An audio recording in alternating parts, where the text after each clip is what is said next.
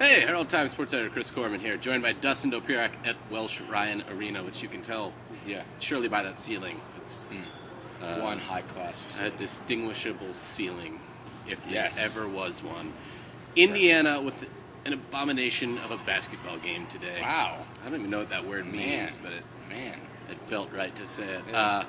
Losing to Northwestern 78-61. Indiana never in this game, except... Well, they were down 9. Sort of. I think actually I looked at you on the... you said to me at that point, you're like, they're still in this game. I was like, yeah, of course they're still in it. And then Northwestern was like... And they had that look on their face. Rained like 7 threes. Yeah, that got ugly fast. Yeah. It really escalated. It did. Yes. Northwestern actually did not shoot... Yeah, there was a trident involved. Did not shoot as well as I thought, or as well as it felt like they did from 3. 10 for 25. Well, I mean, they hit a lot of them. I mean, they did go through... Northwestern went through a couple stretches where they couldn't get a bucket, and then they got 3 or 4 in a row, and all of a sudden they hit some timely threes. Literally every time that Indiana had just a little bit of momentum. I think they got it back to 11 somewhere about the 13-minute mark of the second half. I could be wrong there, but then they just completely blew it up. The next thing you know, it was a 20-point lead. I think they had like 2 or 3 threes and a 3-point play in there someplace. And once, every time Indiana just got a little bit of momentum, Northwestern found its offense again. Yes, and Indiana from 3, 2 for 17. Both of those by Verdell Jones, he pretty much did more or less everything today. Yes, just short of half their points. Him and Watford combined for 44 of 61. Yes, not a lot of production coming. Indiana did not get a bench point until Jordan Hulls hit a mid-range jumper. 4 minutes left, something like that. Less than that, I think. Yeah, maybe.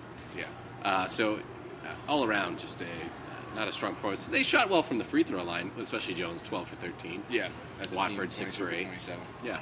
I mean, it was just a case of that. They a lot of the other factors that you tend to look at with Indiana that tend to be reasons why they lost. Not so much today. I mean, they only committed 8 turnovers, shot well at the free throw line, didn't get killed on the rebounds. It just came down to, simply Northwestern moved the ball really, really well, got open looks. Which they do. Yes, I mean, that's their job. And, Indiana obviously didn't. A couple things that were pointed out, I guess, in the press conference. As Green said, they didn't get ball pressure on the threes, and the guy said a lot of that was just because you got to respect the back door. You know that's coming. You know they're going to try to work that in. So they were constantly mindful of that and trying to run out to close out, and weren't there quick enough. So here's my question on that, and it was asked to Green a couple different ways in the post-game press conference. Okay, Indiana knows that Northwestern shoots more threes than anybody in the conference, makes more threes. And then that they do back cut. I mean, that's what Northwestern does. You know that. Right. There's nothing hidden about that. Is Indiana not at the point where it should have something to be able to counter that? Does it not have the talent? Does it not have the experience now? Does it not have, had the time to prepare some sort of defense or some sort of something to stop Northwestern? Because Northwestern, they're having a good year, 17-5, but they're no means anywhere close to being, they're not an unbelievable team. An NCAA lock. I mean, let alone... Well, clearly on the bubble, so shouldn't Indiana be at that point right now? Sure, but Northwestern was on the night Indiana was off. I don't know that. I'm not exactly sure what could have been done differently other than, like Green said, get out there, move quicker, basically. I mean, Deontay from the IDS asked a good question about maybe playing more zone. I mean, there was occasions when they were playing 2-3 when they were getting out on the threes a little bit faster or a little bit closer, and maybe should have stuck with that. Maybe should have gone to that earlier. I mean, they did go to a 1-3-1 early, and sure enough, I think knocked down 2 threes. That knocked them out of that. So they went back to man. They went back to 2-3, and maybe 2-3 at the end of the day was what they should have played. Right. In hindsight. What about offensively? Indiana never seemed to be able to dictate anything offensively either, don't you? Yeah, I mean, you think about matchups so much, and Pritchard and Capobianco are bigger than their guys. They have Raleigh, who only played wasn't in there a whole lot, but going against a lot of the guys, why doesn't power beat finesse ever for IU? It's a grand question. I don't know. They basically just got nothing done. I mean, I guess what Northwestern did well, it was pointed out, was they pretty much switched on everything, switched on all screens, and did it really well. I mean, there was never a point where Indiana had any ease getting the ball inside, either by the dribble drive or passing into the post. I mean, the guys were trying to post up a lot, and they really never get anything. It just seemed like they didn't have any room to work, and they weren't beating their guys. plain and simple. I mean, there was never a point where you saw Pritchard or Capobianco or Watford or anybody, post somebody up and really dictate what was going to happen in there. I mean, so they could really do nothing in the paint. Got to the point where they were really chucking a lot. Devin Dumas, 0 for 7, 0 for 5, took one that was really far out. I mean, 30? Probably 30. Maybe 28, but really, really far out. Even Jordan Hulls was taking a few that were very un-Jordan Hulls-like. So they were basically just, Northwestern was pretty much dictating everything offensively and defensively, doing what they wanted to do. So should Indiana be able to do better? Probably. But one way or another, they did not. Northwestern dictated everything today. Yeah. A lot. Neither Watford or Jones. That's who we got to talk to after the game. Watford and Jones, the two guys who scored points. Were actually here. Yeah.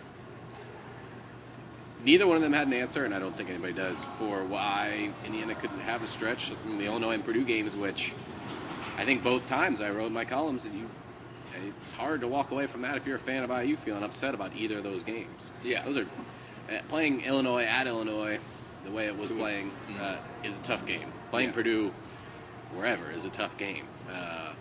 And Indiana was in those. They were there. And this one, not really. It's a tough game. Kind of Northwestern's good. It's better than it's been in a while. And I think Carmody's doing great things. But, wow. They're just going to have these games. I mean, they're just going to be there. I mean, it's how long, Dustin? How long will this last?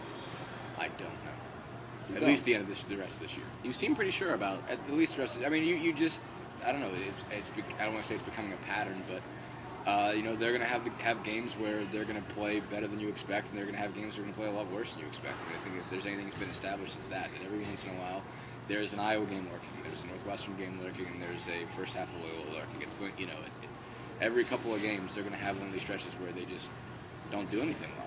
Right. And maybe it's youth, maybe it's a general lack of that much talent, of guys that are consistent, good enough consistently that they can dictate play, and some guys are streaky.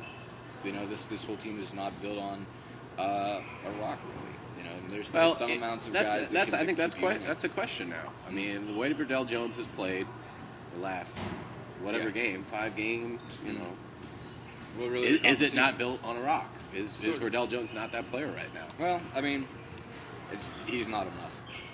I guess if anything is, Verdell's been pretty much consistent, but right. after him, you don't have guys that are picking up on him. I mean, today he had he was at the halfway point.